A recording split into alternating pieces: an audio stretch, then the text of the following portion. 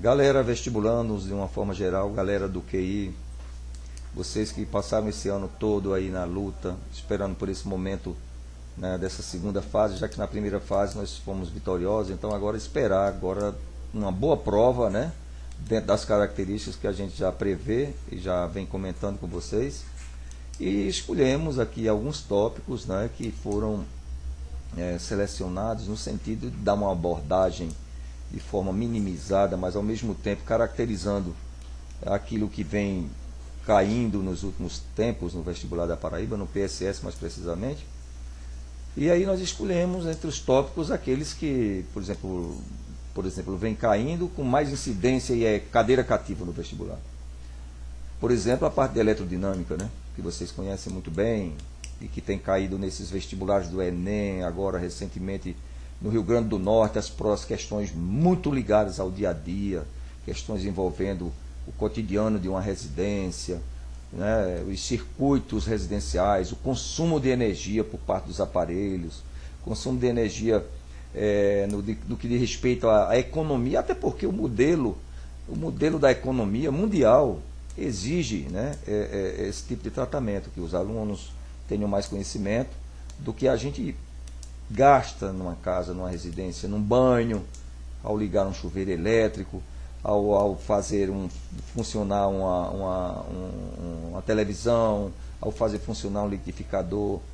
Daí é que se tem hoje uma fiscalização maior por parte dos órgãos competentes em fazer com que os aparelhos, de uma forma geral, consumam o menor, e os fabricantes obedeçam essa filosofia e fazerem, né, construir aparelhos que consumam menos, dentro de uma categoria que seja mais econômica e ao mesmo tempo com melhor eficiência, né?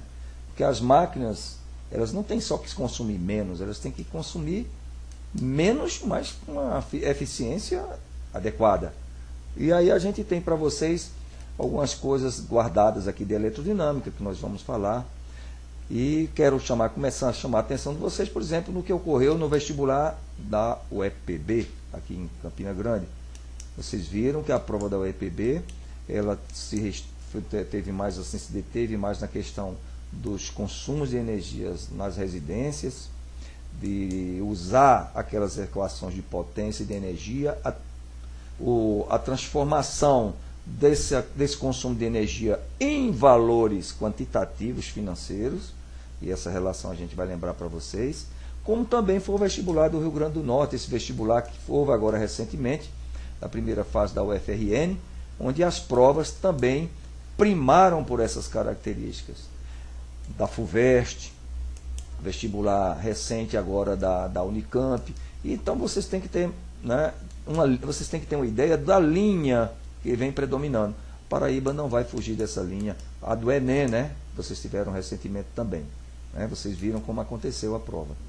Então, o que a gente tem que lembrar da parte de eletrodinâmica? Primeiro, as relações que vocês precisam conhecer da parte do que é resistor, do que é um gerador, do que é um receptor. Então, veja bem, o resistor, ele tem a característica de ser um elemento, um dispositivo elétrico que transforma energia elétrica exclusivamente em calor. Né? Essa é a característica do resistor. O receptor, ele já não tem a característica de transformar energia elétrica exclusivamente em calor. Porém, uma pequena parcela dessa energia é transformada em calor. Mas ele tem como característica principal transformar a energia elétrica em uma outra forma de energia que não exclusivamente, saliente-se isso, que não exclusivamente calor. Por exemplo, um liquidificador, ele transforma energia elétrica em energia mecânica de rotação, energia cinética de rotação, né, que vai triturar os alimentos. Né? Uma televisão, ela transforma energia elétrica não exclusivamente em calor, porque ela transforma energia elétrica em imagens, em luz. Né? Uma lâmpada fluorescente, ela não transforma energia elétrica exclusivamente em calor, é uma chamada lâmpada fria, então é um receptor também. Já a lâmpada incandescente, a lâmpada térmica, aquela lâmpada que você conhece do filamento, que tem aquele filamentozinho de tungstênio, né?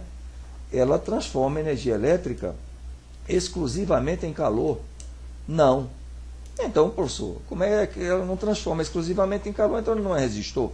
Mas ela transforma de uma forma tão ínfima, tão insignificante, a parcela de energia elétrica em luz, que ela é considerada um resistor. Veja bem, a lâmpada incandescente, lógico que ela transforma a energia elétrica em luz, em energia, né, luminosa. Mas a parcela maior é de energia térmica, por isso é considerado um resistor. Então, qualquer problema que envolva uma lâmpada, e aí você vai ver, quando problemas envolvem lâmpada, elas falam das potências, potência elétrica, né? Uma lâmpada de 60 watts, uma lâmpada de 80 watts, né? E assim de uma forma geral. Os receptores também, o liquidificador, o ferro elétrico, né, que é outro tipo de resistor, o chuveiro elétrico, que é outro resistor, a chapinha, né, e a televisão, entre outros aparelhos, que vão sempre ter a sua potência nominal de consumo. O que é isso, professor?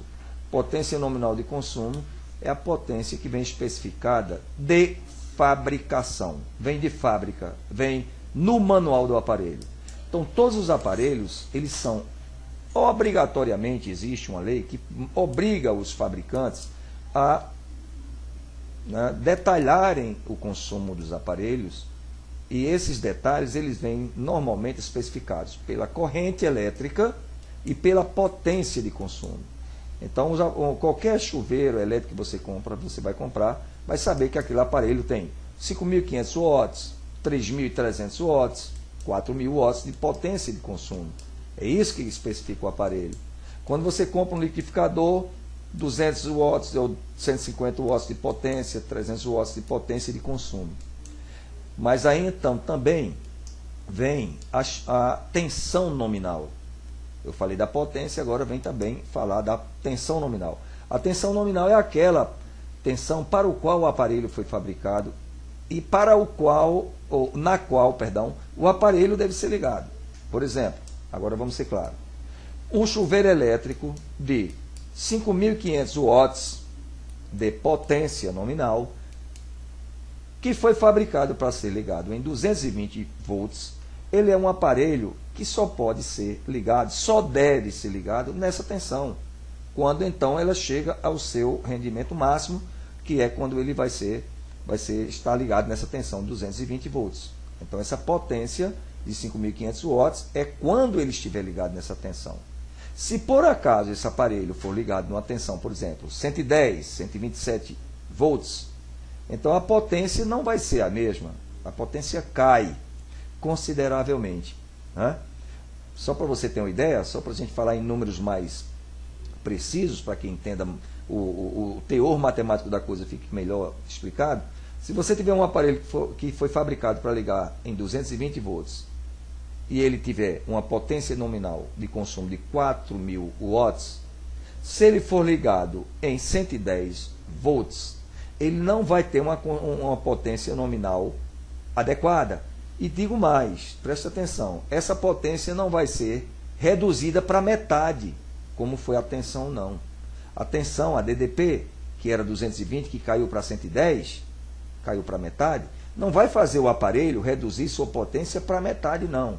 Vai ser reduzido para quarta parte, ou seja, 1/4 da potência apenas vai ser utilizada por esse aparelho. Se ele foi fabricado para 220 volts com a potência de 4.000 watts, ele agora vai consumir apenas 1.000 watts de potência quando ligado em 110, ou seja, 4 vezes menor. Então você já começa a entender que os aparelhos de uma forma geral têm os seus corrente nominal, que é a corrente de fabricação, e essa corrente nominal, evidentemente, ela obedece a uma potência de consumo, que é a potência nominal, e a tensão nominal. Quando você altera essa potência e essa tensão, altera também esses elementos. Para que a gente possa ilustrar algumas coisas, você pode começar vendo aí já, né? Você vê aí uma bancada em que aparecem alguns aparelhos ligados, como um multímetro, né? Um gerador de tensão variável, um reostato, onde algumas experiências são feitas. Mas então vamos começar a falar do que é corrente elétrica, para que a gente possa entender, né? A corrente elétrica ela é estabelecida num condutor por um campo elétrico E este campo elétrico ele já é estabelecido por uma diferença de potencial. Como você pode ver à sua esquerda aí, né, no monitor, nós temos uma pilha mais ou menos, uma pilha de rádio daquela grande, uma lâmpada, evidentemente, fabricada para funcionar na tensão dessa pilha, uma tensão adequada, e você vê uma setazinha mostrando à sua esquerda o fluxo dos elétrons, né, nesse condutor. Esse condutor, esse desenho mostra, essa figura mostra os elétrons se movimentando devido a um campo elétrico que é estabelecido no condutor. Evidentemente, esses elétrons não se movimentam tão livremente como a gente possa imaginar. Nem também vamos imaginar que esses elétrons estejam se movimentando a uma velocidade tão alta como a velocidade da luz. Não, muito pelo contrário. Esses elétrons eles se movimentam muito vagarosamente, na ordem de milímetros por segundo. Não é? O que é rápido é a corrente que é estabelecida ao longo de todo o condutor, de toda a fiação que constitui o circuito. Inclusive, aquele fiozinho que você pode ver na lâmpada, aquele filamento, que também faz parte do circuito e que também é um condutor. Então, esses elétrons eles se movimentam simultaneamente em todas as partes do circuito. Portanto, ao longo de toda a fiação, ao longo de todo o condutor. Como vocês podem perceber, à sua direita do monitor, vocês veem os elétrons se movimentando, mas também alguns deles entrando em choque, né, com os núcleos, né, com os átomos que são fixos do condutor. Nos metais, como vocês sabem, que se movimentam são os elétrons livres. Né? Os elétrons da camada de valência dos átomos dos metais. Os condutores, eles são condutores, mas também têm a sua condutibilidade alterada de acordo com o material de que ele é feito. Por incrível que pareça, e aí é onde entra uma discussão, que às vezes a gente se engana, que o ouro é o melhor condutor, né? Muito melhor condutor do que o cobre, o que não é verdade. O ouro é um bom condutor, mas o cobre é melhor condutor do que o ouro. O melhor condutor, na realidade, de todos é a prata. Né? O condutor, por natureza, considerado de valia, porque tem a questão financeira, é o cobre. O cobre ele é razoavelmente, não é tão barato, mas razoavelmente barato, comparado ao ouro, logicamente, é muito mais barato, e tem uma boa condutibilidade, muito melhor do que a do ouro. Então, essa boa condutibilidade tem a ver com uma característica chamada, né, do elemento, que todos nós sabemos que é a resistividade. Preste atenção. Todos os materiais têm uma característica chamada, na condução elétrica, de resistividade. Quanto maior a resistividade, menor a condutibilidade. Por quê? Porque a resistividade está ligada diretamente à resistência do elemento. É aquela lei de Ohm, né, que nós conhecemos, a da resistência. Resistência é igual a uma constante, que é o ρ, que é a resistividade, vezes o comprimento do fio, dividido pela área da secção reta do fio. O que nos mostra que, quanto maior a resistividade, maior a resistência. E maior resistência, menor condutibilidade. Então, de uma forma geral, a corrente elétrica é estabelecida dessa maneira, como vocês veem, e os condutores, de uma forma geral, nos circuitos elétricos, são condutores metálicos, né, que conduzem a eletricidade com uma facilidade muito grande, pelo fato de possuírem grande número de elétrons livres. Ok? Daí nós passamos adiante, onde nós mostramos aí os elétrons atravessando a secção reta de um fio. Como vocês podem observar aí no monitor, esse fio é um fio cilíndrico. Essa área da secção que nós passamos aí, uma secção reta, é uma secção por onde nós contamos os elétrons que atravessam o fio. Quanto maior esta área, menor é a resistência do condutor e, portanto, maior é o fluxo de elétrons através dessa secção. Então, preste atenção. A resistência ela é inversamente proporcional à área da secção. Quanto maior for essa área, menor a resistência. Quanto menor a área, maior a resistência. Ok? Então, que você observe essa relação que é conhecida como segunda lei de Ohm. Aí nós vamos falar de como obter a intensidade da corrente elétrica. Ora, a corrente elétrica ela é constituída pelo fluxo de elétrons, né? E esse fluxo de elétrons, evidentemente, constitui uma determinada quantidade de carga no tempo. Então, para que os elétrons atravessem uma secção reta desse condutor, que aí está desenhado, ele leva um tempo. E esse tempo é o que nós estamos mostrando aí. Então, a razão entre a carga elétrica que atravessa uma secção do condutor e o correspondente intervalo de tempo constitui o que nós chamamos de intensidade de corrente. A intensidade de corrente, portanto, está relacionada com a quantidade de carga que atravessa a secção do fio e, evidentemente, essa quantidade de carga está relacionada com o número de elétrons livres que atravessam esse condutor. Ok? Então, já começamos a perceber que a intensidade de corrente ela está relacionada também com, se está relacionada com o número de elétrons livres, e há poucos instantes eu falei que o número de elétrons livres tem a ver com o condutor, o que é que nós podemos perceber? Quanto melhor a condutibilidade do material, né? A condutibilidade do material, maior a intensidade de corrente e menor a resistência. Portanto, resistência e corrente elétrica, elas são inversamente proporcionais.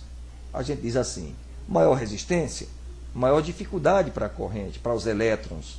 Então, menor a intensidade de corrente elétrica. Ok? Então, observe um detalhe que é interessante, inclusive, no que a gente está falando. Os bons condutores elétricos, por incrível que pareça, existe até uma relação muito interessante entre essas duas coisas. Os bons condutores de eletricidade também são os bons condutores térmicos. E existe um livro muito bom, a nível de ensino superior, que mostra uma relação muito equivalente à condução de eletricidade e à condução térmica, que os livros do ensino médio normalmente não o fazem. Mas é interessante, e os bons condutores de eletricidade também são os bons condutores térmicos, ok? Então vamos lá. Agora vamos falar dos circuitos elétricos, né? Que aí nós temos aqui à sua esquerda um circuito constituído por uma bateria, um interruptor, que chamamos de chave, que desliga, que abre ou fecha o circuito, dependendo da conveniência. Uma lâmpada que está ali ligada em série com a chave, né?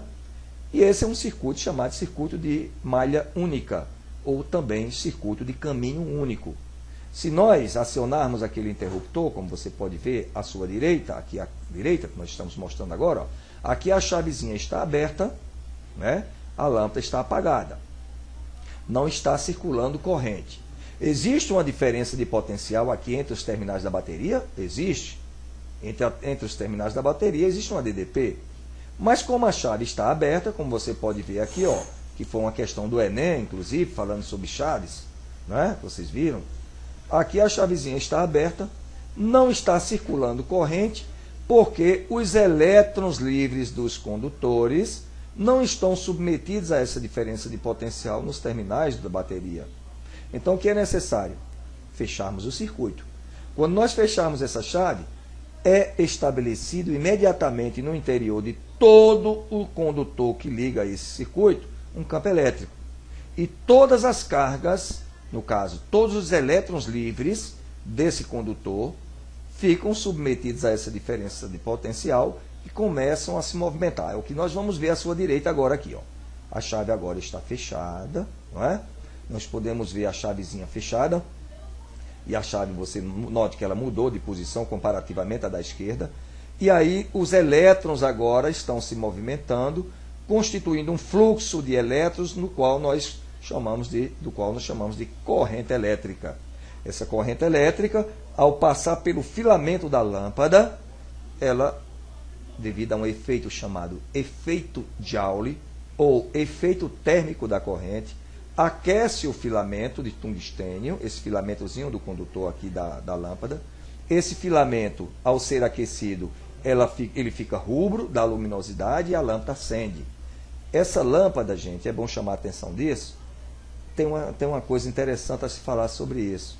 A resistência dessa lâmpada, ela altera na medida que essa lâmpada é ligada. Na medida que o filamento vai aquecendo, ela vai mudando. Essa resistência vai alterando, ela vai aumentando com a temperatura. Então, quando a gente fala da resistência de uma lâmpada desligada e de uma lâmpada ligada, ela é diferente. Mas ela é diferente por quê? Porque o filamento, uma vez aquecido, não é? Ela aumenta o nível, o grau de agitação da rede cristalina do metal e, portanto, diminui a condução elétrica, portanto, aumenta a resistência, ok? Então, aí nós temos uma bateria fornecendo corrente para um circuito simples. Voltando para o que nós estávamos falando, para que haja corrente elétrica, tem que existir uma DDP. E a DDP, a tensão elétrica, ela é a razão entre a energia elétrica transformada. Veja que nenhum gerador elétrico gera energia. Não há nenhum dispositivo na natureza que gere nem que destrua a energia. Existe apenas aqueles que transformam. Então, o gerador elétrico, ele gera energia elétrica. Essa energia elétrica, que é gerada a partir das reações químicas no interior da bateria, ela é fornecida às cargas, essas cargas entram em movimento, e aí a DDP é a relação, é a razão, veja bem, entre a energia elétrica e a carga. Baseado nessa relação, veja onde nós chegamos. Tensão é energia elétrica sobre carga. Por outro lado, da mecânica, nós sabemos que potência elétrica, potência de uma forma geral, potência mecânica, ela é a relação entre energia e tempo. Não é? Então veja onde nós chegamos.